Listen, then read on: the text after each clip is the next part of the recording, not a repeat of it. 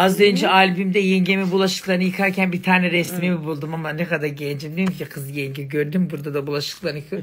Dedi ki Allah razı olsun az bulaşığımı yıkamadı. Yıkadı çok. Evimi temizledin. Dedim ki öldüm arkanda derim.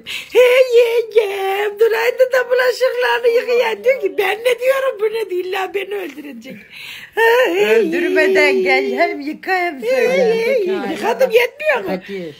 Ay evet bak ben burada çekmiyorum. Orada. Olsun ama bir şey tamam çek. Hey diyeceğim yengeme bulaşıklarını yıkadı. Hadi şimdi müdahale edebiliyorum. İleride edemeyeceğim. Sen çekersin orasını.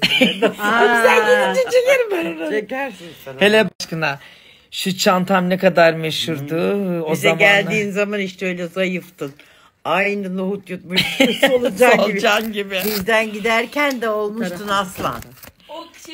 3 evi yedim bitirdin. Hem de ne yeme. Bak burada da mesela ne kadar ay yenge hele